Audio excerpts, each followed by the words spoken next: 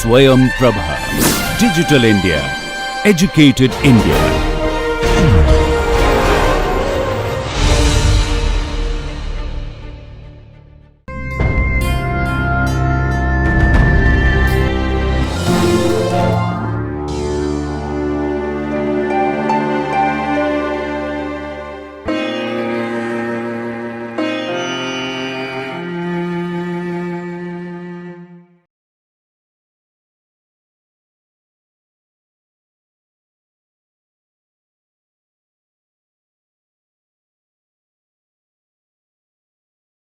Hello dear students, welcome all of you in this module. Today we are going to discuss about nasal drop, its formulation, the absorption barrier for nasal drop and the factor affecting its absorption and few example of formulation of nasal drop we will be discussing in this module. So dear students, I welcome all of you, and I am Dr. Mona Semalti from HNB Garhwal University, Srinagar Garhwal. So dear students, after going through from this module, you will come to know, let's see in our learning outcome that what all you are going to learn. So you are going to learn about nasal drop, the general introduction about nasal drop, the factors affecting its absorption, and you are going to learn about the various barrier, skin permeation barrier to nasal drop and its formulation. Okay, and few example of formulations you will come to know after going through from this module.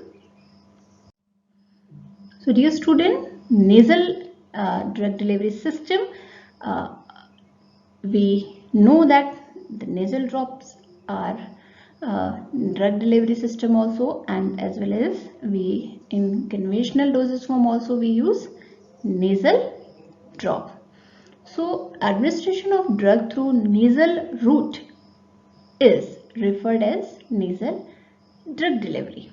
Okay, and nasal route is very easy to access and it is well tolerated also. So the common drugs like corticosteroid, antihistamines, anticholinergic, vasoconstrictor, they can be uh, administered locally by using this route. Okay, and nasal mucosa we consider it as a potential administration route for the higher and uh, quick level of drug absorption. Okay, so it's about nasal dosage form.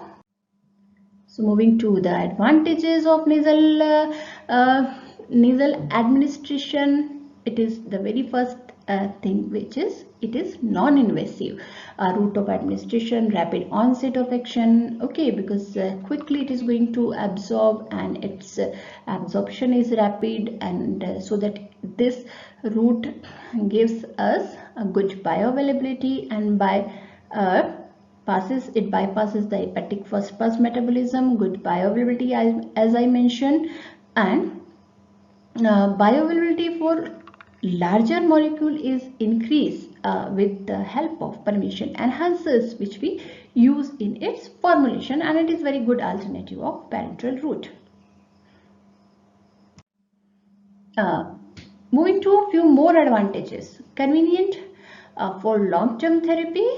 Okay, and drugs with the poor stability in gastrointestinal fluid. Yes, of course, because once we are opting any local route of administration, then there are two advantages which are always with us. First thing is bypassing the hepatic first pass metabolism, and those drugs which are poorly stable in the presence of gastrointestinal tract environment, so those can be formulated in the type of dosage forms. Okay, and in case if the patient is not able to swallow, and the patient is nauseating, vomiting, and elderly patient, so it's a very good alternative route of administration for them. Moving to few disadvantages. What are few disadvantages of nasal route? the surface area available for absorption of the nasal cavity is very small, okay, as compared to the, when we compare it to the surface area which is provided us by gastrointestinal tract. So the surface area is very small, and sometimes the patient is little uncomfortable administering drug through its through nasal route. And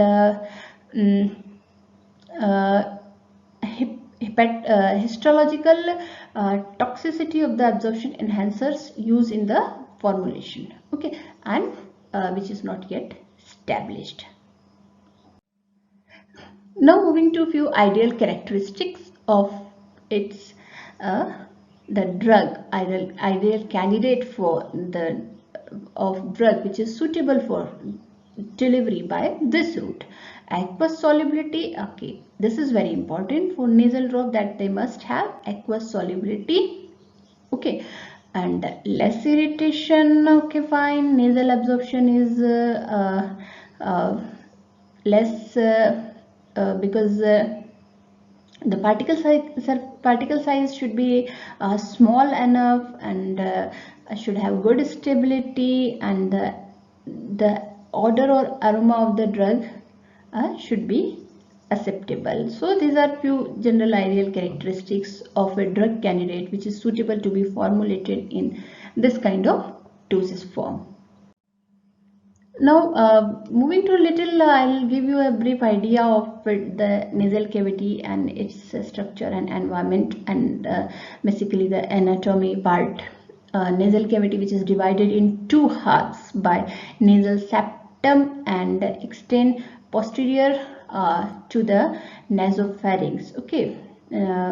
While the most anterior part of the nasal cavity is the nasal vestibule, open through face through the nostrils, okay. So these three main region in the nasal cavity are nasal vestibule, right, and olfactory region and respiratory region. So these are three main region of nasal cavity.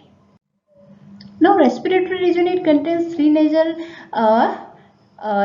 turbinates of superior, middle and the inferior, which project from the lateral wall of each half of the nasal cavity. And non-olfactory area, it includes the nasal vestibules, which is covered with the skin-like stratified squamous epithelial cells, and the respiratory region, it has the typical airway in the epithelial covered with numerous microvilli, resulting in the larger surface area available for the drug absorption and transport. And the mucous layer, which is propelled in the direction from anterior towards the posterior part of the nasal cavity. And globulate cells are also present in the mucous membrane, which covers the nasal turbinate and atrium. So and it secretes the mucus as mucus granules, okay, which swell in the nasal fluid to contribute to the mucus layer. So this is the basic structure of overall nasal cavity which I gave you. Now composition, 95% of the water, 2% of mucin and 1% of the salt and 1% of the total protein such as albumin, immunoglobulin and lysozyme and lactoferrin, and 1% of the lipid. So the mucus secretions, which gives immune protection against the inhaled bacteria and viruses. pH of nasal secretion is from 5.5 to 6.5. So dear student, remember, because it may be asked in the examination in MCQ form, that what is the pH of nasal cavity. It is 5.5 to 6.5 in adults and from 5 to 6.7 in infants.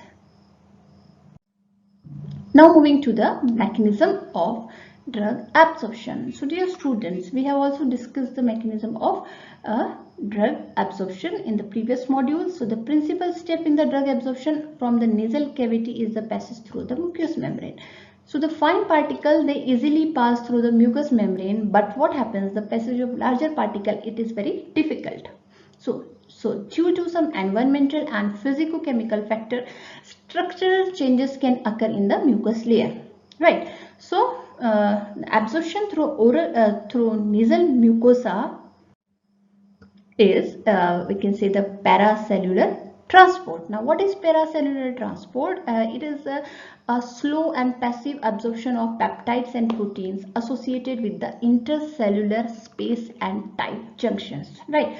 And there is an inverse relationship between the intranasal absorption and the molecular weight of water soluble compound.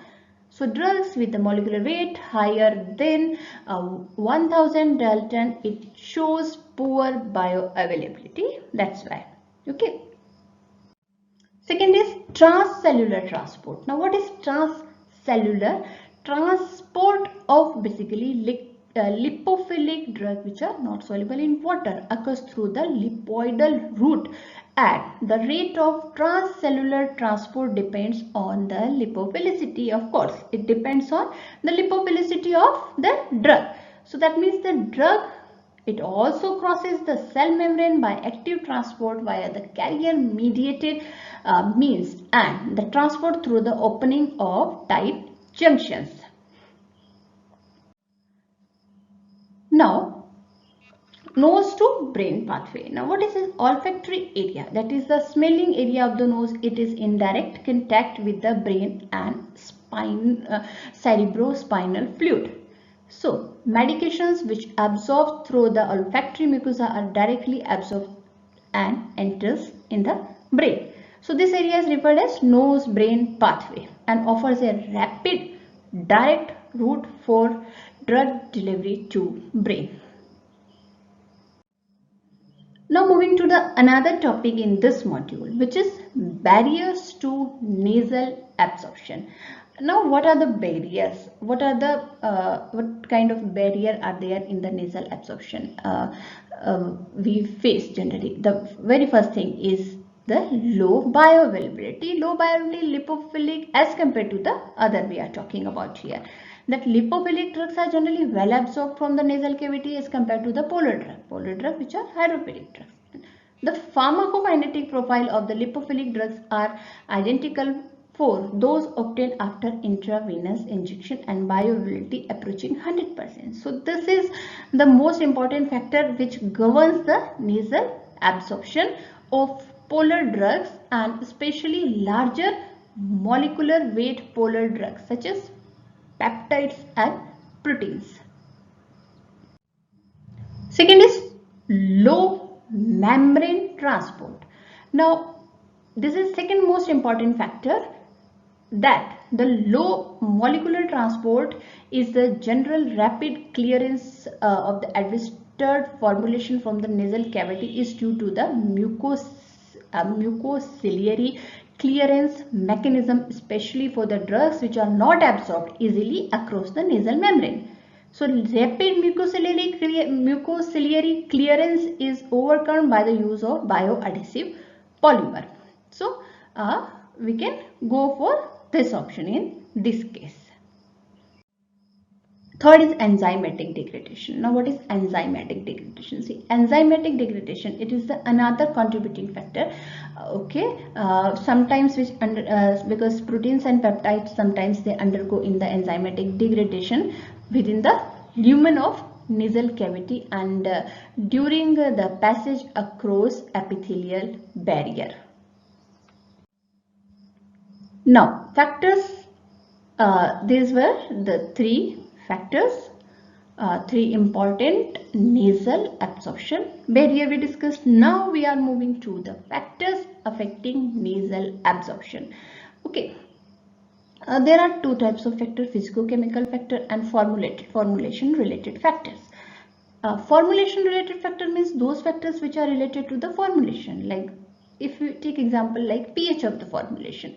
So pH of the nasal cavity and pKa particular drug needs to be considered for optimum systemic circulation of the drug which we are going to administer by nasal route, right? So for avoiding the nasal irritation, and the formulation is delivered within the pH range of 4.5 to 6.5, because I also mentioned that the pH of the nasal cavity is from 5.5 to 6.5, okay, in adults.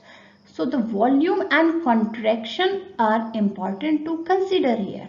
Okay, so pH of the formulation, it is going to play an important role, and also it is going to play an important role in the overall acceptability of the formulation in terms of irritation and itching and this kind of reactions. Okay, second is buffer, right? The nasal formulation are generally administered by the small volume ranging from 25 to 200 microliter, with 100 microliter being the most common dose in volume. Okay, so nasal secretions can also change the pH of the formulation. Yes, nasal secretion can change the pH of the formulation. That's why buffer is incorporated to maintain its pH, and then we can relate it to the pH formulation factor. Okay, same way, that how it is going to contribute in the overall nasal absorption. Okay, the third factor, which is a viscosity enhancer. Yes, as we talk about that, viscosity enhancers are important in the pharmaceutical formulation. If we take example of any of the pharmaceutical formulation, like similarly viscosity enhancers are important here also, in terms of what? In terms to increase the contact time of the preparation in the nasal cavity. If the viscosity is less, it is going to drain out completely sometimes from the nasal cavity, and the formulation is not going to remain for a specific period of time in the nasal cavity. So that's why viscosity enhancers like hydroxypropyl methyl cellulose are added. This kind of viscosity enhancers are added to the formulation to contribute in nasal absorption. Okay, solubilizers, yes, of course, this is very important, because when we were discussing the criteria of acceptability of the drug to be suitable for nasal formulation, for nasal route. Okay, the first one was the solubility, and here solubilizers are in. So aqueous solubility of the drug is very important, and a limitation also for nasal drug delivery. So the use of co-solvents such as glycol, alcohol are added to enhance the solubility of the drug. Surfactants, cyclodextrins are also used, and so any one of the method which contributes in the aqueous solubility can also be incorporated if the formulation, if the active drug is not soluble in water. Preservatives, most of the nasal drugs are aqueous solvent based, and the preservative is required, because wherever we talk about aqueous solvent, so chances are always there that the aqueous solvent is always attracted towards the growth of microorganisms. So to prevent the growth of harmful microorganisms, what benzalkonium chloride, parabens, benzoyl alcohol, phenylethyl alcohol and EDTA are some of the common preservatives which are used in the nasal formulations. Okay, so this way preservative is going to contribute in the nasal absorption of active drug. Antioxidants, okay, these are added to prevent the oxidation of the drug. Okay, as you all of know that. So sodium metabisulfate, sodium bisulfate, butylated hydroxytoluene, butylated hydroxyanisole, tocopherol, these are used. And antioxidant, as such, we don't claim that these are going to affect the drug absorption, but rarely it may cause some chemical interaction with the other with the preservatives and other additives which are used in the formulation. Okay, so and so that is why the antioxidants are important to maintain the good nasal absorption. Another factor which is going to contribute is humectant. Okay, and many allergic and chronic diseases are often connected with the crust and drying out of the nasal mucosa. So once the drying out of nasal mucosa occurs, there may be a kind of itching and irritation. So humectant is added to the formulation. So especially in the gel based nasal preparation, humectants are very important to add. Okay, bioadhesive polymers. Yes, bioadhesive polymers are the biological membrane, the material which are going to adhere to the biological membrane, to the mucous membrane for a prolonged period of time. And when the biological material is mucus, okay, then the bioadhesive material in terms of polymer like mucoadhesive polymers are used for that to give the good absorption to the nasal cavity.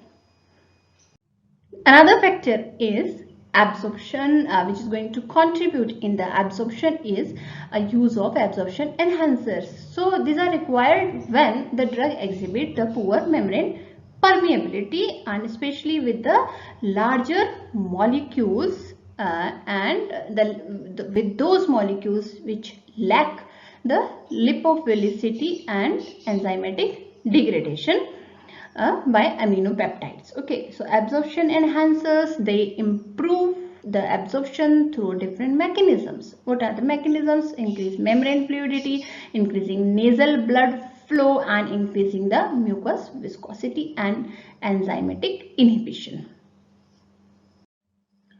Okay, now we are moving to the second broad category, that is physicochemical properties of drug. Molecular weight. Okay, so molecular weight of the drug, it should be lesser than 1000 daltons for easy absorption. So molecular weight of protein and peptides like insulin and calcitonins are these are not good candidates to be absorbed through nasal route. Okay, and there the molecular weight जो है it plays very important role.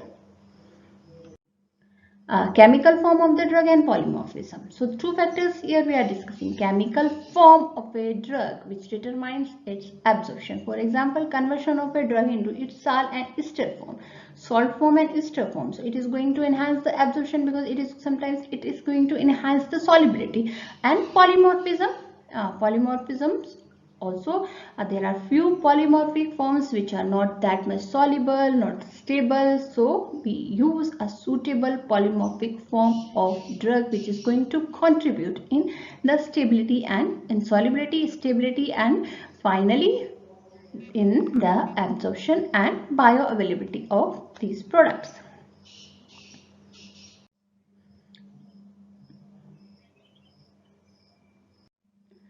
Particle size. Next is particle size. So a small size of particle in nano range, say for example such as in the form of nanoemulsion, liposomes, SLN are easily transferred through nose to brain.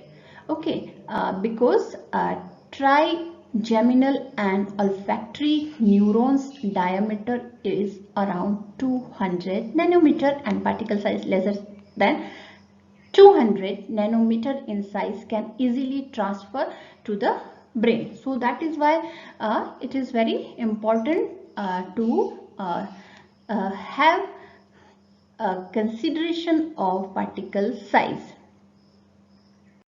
Shape and ionization. The shape of molecule is also important. Linear molecules have low absorption as compared to the cyclic shaped molecule. Ionization, pKa of the drug and pH of the nasal mucosa, it determines the degree of ionization, and the drug should be in unionized form for its penetration across mucous membrane.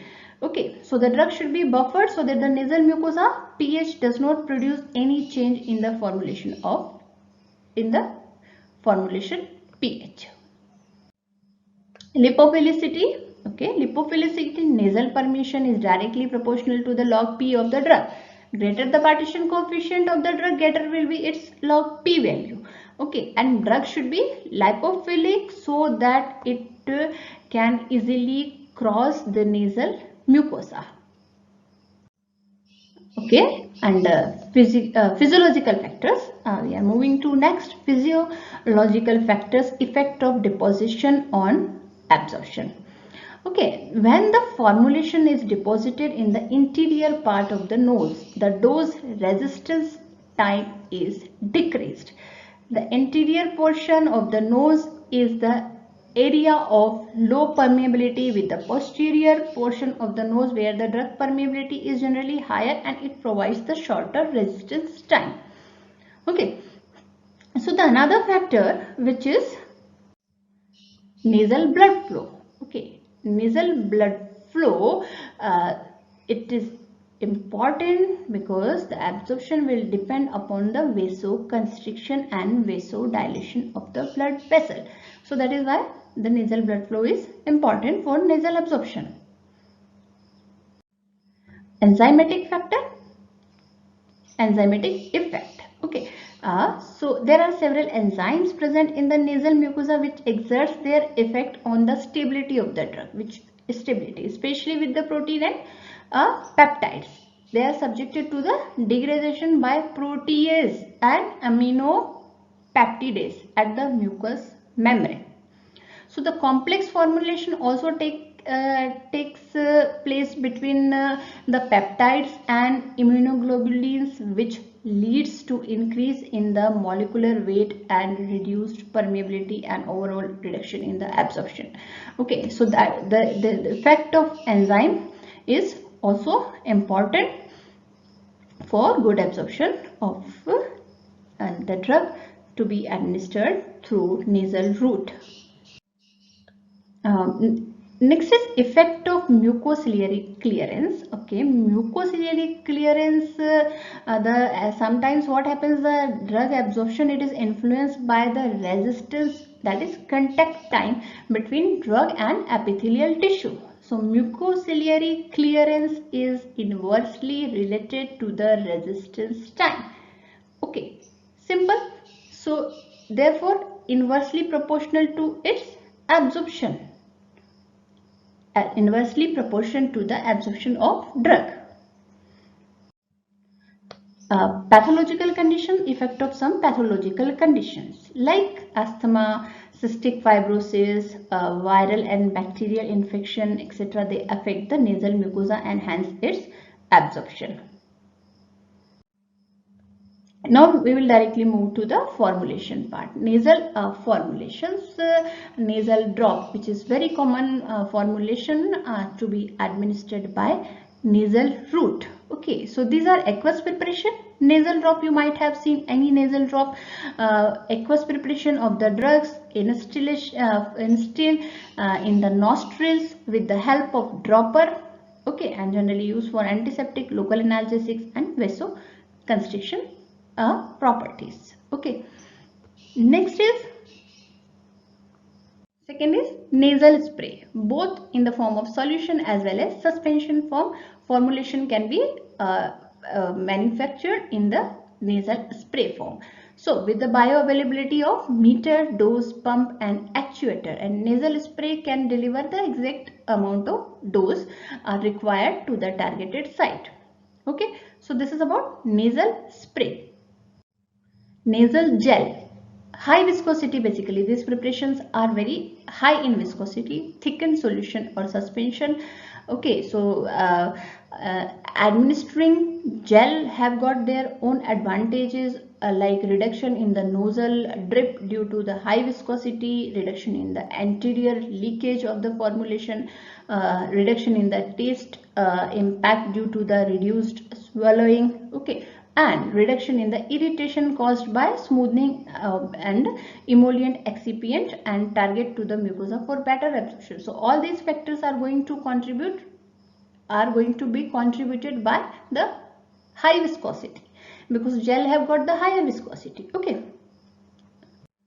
nasal powder.